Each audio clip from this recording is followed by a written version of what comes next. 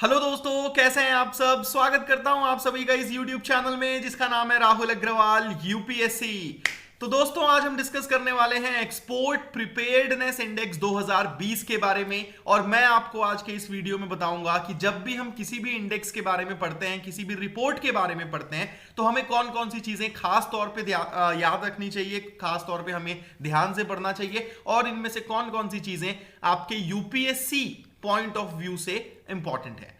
ठीक है, तो सब्सक्राइब जरूर कर लीजिए इस YouTube चैनल को। डेली बेसिस में आपको वीडियोस यहां पे मिलेंगे। साथ ही साथ इंडियन पॉलिटी चैप्टर वाइज हम सॉल्व कर रहे हैं, तो उन एमसीक्यूज को देखना, सॉल्व करना बिल्कुल भी ना भूलें।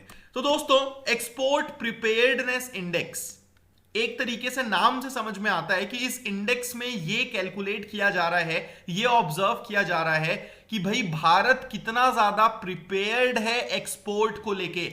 इस ग्लोबलाइज्ड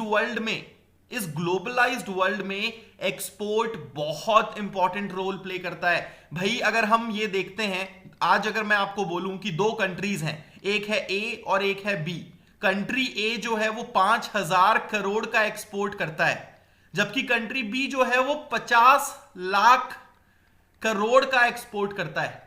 तो आपके माइंड में कंट्री बी को लेके एक अलग ही पॉजिटिव इमेज बन जाएगी कि यार इस देश में तो जबरदस्त लेवल का काम हो रहा है, और इस देश के जो लोग हैं वो इतनी ज्यादा मैन्युफैक्चरिंग कर रहे हैं कि इनको इतना ज्यादा इतनी ज्यादा इनकी एक्सपोर्ट की वैल्यू है। और साथ ही साथ एक आपके माइंड में ये भी तो आएगा ना कि यार इस कंट्री के जो आइटम्स हैं उसको दूसरे देश वाले इतना ज्यादा पसंद करते हैं, तभी तो ये एक्सपोर्ट कर पा रहा है। तो दोस्तों, किसी भी देश का एक्सपोर्ट पोटेंशियल उस देश की इमेज बनाता है और उस देश की डेवलपमेंट के लिए बहुत ज्यादा इंपॉर्टेंट है। तो ये इंडेक्स किसने रिलीज किया है? सबसे पहली चीज जो आपको पता होनी चाहिए, जो फर्स्ट पॉइंट है, वो है कि रिलीज किसने किया है। तो ये रिलीज किया है नीति आयोग ने। नीति आयोग ने इंस्टीट्यूट ऑफ कॉम्पिटिटिवनेस के साथ पार्टनरशिप में एक्सपोर्ट प्रिपेयर्डनेस इंडेक्स 2020 रिलीज की है।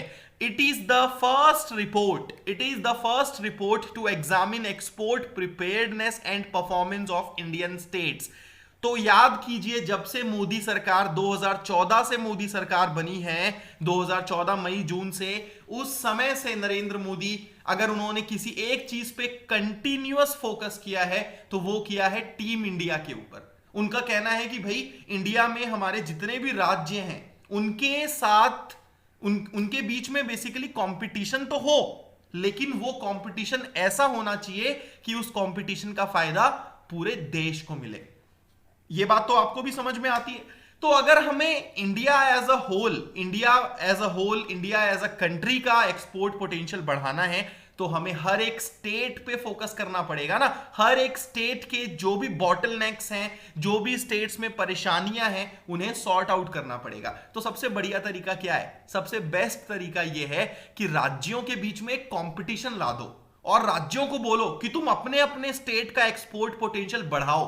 तुम्हारी कोशिश होनी चाहिए कि अगले इंडेक्स में तुम्हें टॉप करना है, तुम्हें टॉप 5 में आना है, तुम्हें टॉप 10 में आना है। तो राज्य अपनी तरफ से कोशिश करेंगे, अपना एक्सपोर्ट पोटेंशियल बढ़ाने की कोशिश करेंगे। अल्टीमेटली उसका फायदा किसको होगा? आज अगर गुजरात अच्छा करता है, महाराष्ट्र अच्छा करता है, बिहार अच्छा करता है, फायदा किसको होगा? अमेरिका थोड़ी जानता है गुजरात बिहार, अमेरिका वाले तो भारत जानते हैं ना, ब्राजील वाला तो इंडिया जानता है ना। उसको क्या मतलब कि ये एक्सपोर्ट महाराष्ट्र से है या बंगाल से है, उसके लिए तो इंडिया है ना। तो दोस्तों, जब भी स्टेट फोकस करते हैं ना, जब भी स्टेट्स अपना काम करते हैं, तो उसका फायदा इंडिया को होता है। और यही स्ट्रैटेजी है इस टीम इंडिया की।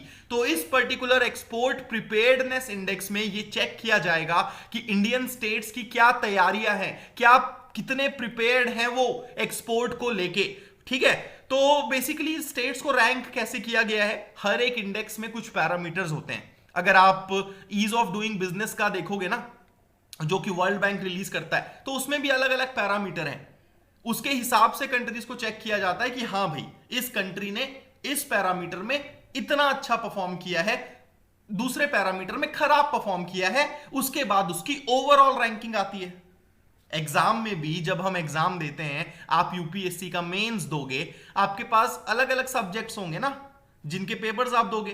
किसी सब्जेक्ट में आपने अच्छा स्कोर किया होगा, किसी में आपने थोड़ा खराब स्कोर किया होगा, किसी में हो सकता है आपने बहुत ही अच्छा कर दिया हो, और किसी में हो सकता है आपने बहुत ही डाउन परफॉर्म किया हो। फिर उसके बाद आपका ओवरऑल स्कोर आता है, उसके हिसाब से आपको अगर आपने क्लियर कर लिया तो फिर आपको जो भी है पोस्ट अलॉट की जाती है। तो उसी तरीके से यहां पे भी 4 पैरामीटर्स हैं। एक है पॉलिसी, ठीक है, कि भैया राज्य जो हैं, कोई भी स्टेट जो है वो पॉलिसी फ्रेमवर्क को लेके कितना ज्यादा सीरियस है। क्योंकि एक्सपोर्ट आपका कब बढ़ेगा, जब आपकी पॉलिसीज अच्छी होंगी ना। अगर आपकी पॉलिसीज ही बढ़िया नहीं है तो फिर क्या फायदा। तो इसीलिए एक कॉम्प्रिहेंसिव ट्रेड पॉलिसी का होना बहुत जरूरी है अगर आपको एक्सपोर्ट और इंपोर्ट के लिए एक स्ट्रैटेजिक डायरेक्शन प्रोवाइड करना है। देन दूसरा फैक्टर, दूसरा पैरामीटर है दोस्तों, ये बहुत इंपॉर्टेंट है, ये याद रख लेना। ये 4 पैरामीटर्स आपको याद रखना है। यूपीएससी में डायरेक्ट सीधा सवाल आ सकता है। आपको हो सकते हैं कि 3 पैरामीटर्स दे दिए जाएं और आपसे पूछा जाए कि इनमें से एक्सपोर्ट प्रिपेयर्डनेस इंडेक्स में कौन सा यूज होता है, तो वहां पे आपको छाटना पड़ेगा, ठीक है। सो दूसरा पैरामीटर है बिजनेस इकोसिस्टम। सो भाई एक अच्छा अगर एफिशिएंट बिजनेस इकोसिस्टम होगा तो उससे क्या होगा कि स्टेट अट्रैक्ट करेंगे इन्वेस्टमेंट, और इन्वेस्टमेंट अट्रैक्ट करेंगे तो उस स्टेट का इंफ्रास्ट्रक्चर डेवलप होगा। आज हम नरेंद्र मोदी को जनता ने वोट 2014 में क्यों दिया था? क्योंकि उन्होंने अपने गुजरात मॉडल को प्रोजेक्ट किया। अब उस गुजरात मॉडल की रियलिटी कितनी है कितनी नहीं, मैं उस पॉलिटिक्स में नहीं जाना चाहता, लेकिन एक माइंडसेट बन गया था ना कि भाई गुजरात में माहौल अच्छा है बिजनेस करने का। हर कोई फॉरेन की कंट्रीज के जो कंपनीज हैं, जापान की कई सारी कंपनीज गुजरात जाके इन्वेस्टमेंट कर रही थी। तो किसी भी स्टेट के लिए एक इकोसिस्टम, एक माहौल बनाना बहुत जरूरी होता है। देन उसके बाद एक्सपोर्ट इकोसिस्टम, ठीक है, कि भाई आपके राज्य में बिजनेस की तैयारी अच्छी है लेकिन एक्सपोर्ट की तैयारी कितनी है। देन उसके बाद एक्सपोर्ट परफॉर्मेंस, कि भाई आपने क्या परफॉर्म किया है, आपका आउटपुट बेस्ड पैरामीटर जो है ये एक्सपोर्ट परफॉर्मेंस है, ठीक है। तो ये 4 पैरामीटर्स हैं जिसके आधार पर राज्यों को क्या किया जाता है, रैंक किया जाता है। देन उसके बाद दोस्तों इस इंडेक्स में 11 सब पिलर्स भी हैं। 11 सब पिलर्स भी हैं। कौन कौन से हैं? Export promotion policy, institutional framework, business environment, infrastructure, transport connectivity, access to finance, export infrastructure, trade support, research and development infrastructure, export diversification and growth orientation. ये 11 सब पिलर्स हैं जो इंडेक्स ने कंसिडरेशन में लिए हैं राज्यों को क्या करने के लिए, रैंक करने के लिए। अब इसका रिजल्ट आपको मैं बता देता हूं। सो टॉप 3 स्टेट्स जो है वो है आपके सामने गुजरात, महाराष्ट्र, तमिलनाडु। ये 3 स्टेट्स हैं जिन्होंने जबरदस्त परफॉर्मेंस दिखाई है एक्सपोर्ट प्रिपेयर्डनेस इंडेक्स में। और नीति आयोग के इस इंडेक्स के हिसाब से गुजरात में एक्सपोर्ट का जो माहौल है, एक्सपोर्ट का जो इकोसिस्टम है वो सबसे बेहतरीन डेवलप्ड है अगर हम इंडिया के बाकी स्टेट से कंपेयर करते हैं। सेकंड में महाराष्ट्र, थर्ड में तमिलनाडु। देन उसके बाद अगर हम लैंड लॉक्ड स्टेट्स की बात करते हैं तो राजस्थान ने सबसे बेहतरीन परफॉर्म किया है, followed by Telangana and Haryana. Then उसके बाद हिमालयन स्टेट्स की बात करते हैं तो उत्तराखंड ने टॉप किया है, उसके बाद त्रिपुरा, हिमाचल। ये मैं आपको सारे कैटेगरी दिखा दे रहा हूं क्योंकि यूपीएससी जरूरी नहीं है कि आपसे टॉप 3 पूछे। हो सकता है आपसे ये पूछ लिया जाए कि भाई अमॉन्ग द हिमालयन स्टेट्स किसने टॉप किया है, तो वहां पे अगर आप गुजरात लिखोगे तो गलत हो जाएगा क्योंकि गुजरात तो हिमालयन स्टेट है नहीं। हो सकता है एग्जाम में आपसे पूछ लिया जाए कि भाई बिजनेस इकोसिस्टम पैरामीटर में किसने टॉप किया है, पॉलिसी पैरामीटर में किसने टॉप किया है, एक्सपोर्ट परफॉर्मेंस पैरामीटर में किसने टॉप किया है, तो आपको सब पता होना चाहिए। यूनियन टेरिटरीज में किसने टॉप किया है। सो अक्रॉस यूनियन टेरिटरीज अगर हम देखें, दिल्ली ने सबसे बेस्ट परफॉर्म किया है, उसके बाद गोवा है और चंडीगढ़ है। बेसिकली यूनियन टेरिटरीज और स्टेट्स में, छोटे स्टेट्स में, ठीक है, हालांकि गोवा तो स्टेट हो गया। देन उसके बाद पॉलिसी पैरामीटर में अगर हम देखते हैं तो महाराष्ट्र ने टॉप किया है, फिर गुजरात, झारखंड। बिजनेस इकोसिस्टम में गुजरात नंबर 1 है, दिल्ली, तमिलनाडु। देन उसके बाद एक्सपोर्ट इकोसिस्टम में महाराष्ट्र, उड़ीसा, राजस्थान। एक्सपोर्ट परफॉर्मेंस में मिजोरम के बाद Gujarat, Maharashtra. And at present अगर हम देखते हैं तो इंडिया का जो 70% एक्सपोर्ट है वो सिर्फ 5 स्टेट से होके जाता है। 5 स्टेट, महाराष्ट्र, गुजरात, कर्नाटक, तमिलनाडु एंड तेलंगाना।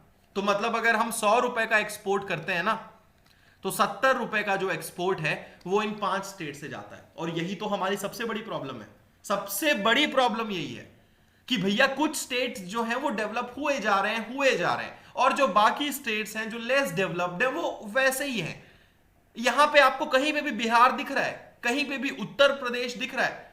तो दोस्तों द थिंग इज कि हमारे हर एक स्टेट को डेवलपमेंट करनी होगी अगर इंडिया को डेवलप होना है, और इनइक्वालिटी हमें खत्म करनी है, अगर इनइक्वालिटी हमें हटानी है। सो गुजरात, महाराष्ट्र, तमिलनाडु इन्होंने टॉप किया है। गुजरात का स्कोर है 75.2, महाराष्ट्र का स्कोर है 75.1।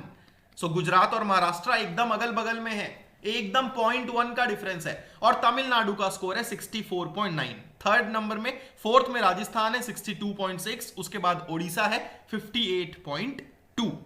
Is that clear? So export promotion in India faces 3 fundamental challenges. कुछ चैलेंजेस हैं जैसे कि for example intra and inter regional disparities in export infrastructure. जैसा कि मैंने आपको बताया कि भाई किसी स्टेट में तो इंफ्रास्ट्रक्चर बहुत अच्छा है, किसी दूसरे स्टेट में इंफ्रास्ट्रक्चर बहुत बेकार है। तो ये जो डिस्पैरिटीज हैं ये एक सबसे बड़ा चैलेंज है। देन उसके बाद trade support and growth orientation जो है अमॉन्ग स्टेट्स वो उतना तगड़ा नहीं है, पुअर है। देन उसके बाद पुअर R&D इंफ्रास्ट्रक्चर, क्योंकि जब तक हम R&D इंफ्रास्ट्रक्चर को बेहतर नहीं करेंगे हम यूनिक एक्सपोर्ट्स, कॉम्प्लेक्स एक्सपोर्ट्स को प्रमोट नहीं कर सकते। What needs to be done? Export infrastructure का जॉइंट डेवलपमेंट होना चाहिए। देन उसके बाद इंडस्ट्री एकेडमी या लिंकेजेस मजबूत करने चाहिए हमें। Then state level engagements create करने पड़ेंगे इकोनॉमिक डिप्लोमेसी के लिए। देन उसके बाद लोकल प्रोडक्ट्स के लिए हमें स्टैंडर्ड्स और डिजाइन रिवैम्प करना होगा, साथ ही साथ हमें इनोवेटिव टेंडेंसीज अपनानी पड़ेगी, और उसमें सेंटर का भी सपोर्ट बहुत ज्यादा जरूरी है। Is that clear? सो दोस्तों एक्सपोर्ट को लेके अगर मैं बात करता हूं ना, तो इंडिया का जो पर कैपिटा एक्सपोर्ट है, पर कैपिटा एक्सपोर्ट जो इंडिया का है वो है $241 बस।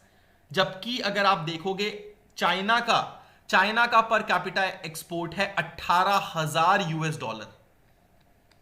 That is huge. South Korea का अगर आप देखोगे तो $11,900। सो इससे ये पता चलता है भाई कि हमारा भी जो है पोटेंशियल है, हम भी साउथ कोरिया, चाइना को आगे जाके बीट कर सकते हैं। और ये हम तभी कर पाएंगे ना दोस्तों जब हमारे स्टेट्स अपनी अपनी राज्यों में पॉलिसीज को लेके अच्छा काम करेंगे और इस पर्टिकुलर इंडेक्स में वो चीज आगे जाके शो होगी। Is that clear? अभी नरेंद्र मोदी बार बार आत्मनिर्भर की बात करते हैं, तो भाई अच्छा लगता है क्या? मुझे बताओ, आपको अच्छा लगता है ये सुन के कि हम हर चीज दूसरे देशों से लेके आ रहे हैं? नहीं ना। 10 साल बाद जब आप ये सुनोगे कि इंडिया की चीजें जा रही है भैया वर्ल्ड के कोने कोने में, तब आपका सर ऊंचा होगा। तो कोई भी देश नहीं चाहता कि वो दूसरे के ऊपर डिपेंडेंट रहे, हर देश चाहता है कि उसकी चीजें दूसरे देश खरीदें। आत्मनिर्भर हमें होना है, हमें दूसरों से लेना नहीं है, दूसरों के ऊपर निर्भर नहीं होना है, हमें एक्सपोर्ट डेवलप करना है। और इसको लेके बेसिकली यहां पे हमने पूरा डिस्कस किया है। अगर आपको कोई भी डाउट हो दोस्तों इस ईपीआई से रिलेटेड, आप मुझे जरूर बताइएगा। सीखते रहिए, पढ़ते रहिए, कीप लर्निंग। सब्सक्राइब जरूर कीजिए इस यूट्यूब चैनल को जिसका नाम है राहुल अग्रवाल यूपीएससी। सो किसी भी इंडेक्स और रिपोर्ट को पढ़ते समय यूपीएससी पॉइंट ऑफ व्यू से क्या क्या चीजें पढ़नी है, क्या क्या चीजें इंपॉर्टेंट है, वो मैंने यहां पे आपको बता दी है। ठीक है, आपको एक चीज यहां पे ये भी करना है कि आपको ये भी देखना है कि इंडिया के एक्सपोर्ट्स को और ज्यादा बढ़ाने के लिए सरकार ने पिछले 4-5 सालों में और क्या क्या चीजें, क्या क्या गवर्नमेंट स्कीम सरकार लेके आई है। For example foreign trade policy 2015-20 का एक मिड टर्म रिव्यू किया गया था 2017 में। देन उसके बाद डिपार्टमेंट ऑफ कॉमर्स में एक नया लॉजिस्टिक्स डिवीजन एस्टैब्लिश किया गया ताकि लॉजिस्टिक्स सेक्टर का डेवलपमेंट हो। देन उसके बाद 2017 में एक स्कीम लाई गई थी TIES, trade infrastructure for export scheme. Then उसके बाद agriculture export policy roll out की गई। देन एक और स्कीम आई थी, अगर आपको याद होगा मैंने MCQs में भी कराया था, transport and marketing assistance scheme. तो सरकार पूरी कोशिश कर रही है एक्सपोर्ट को डेवलप करने का, एंड आप इनके बारे में और थोड़ा डिटेल में जरूर पढ़िएगा। सो दोस्तों कैसा लगा ये वीडियो? लाइक जरूर कीजिए अगर आपको पसंद आया। कहीं पे भी कोई भी डाउट्स हो मुझे बताइए कमेंट्स में। धन्यवाद, मिलता हूं आप सभी से बहुत जल्दी।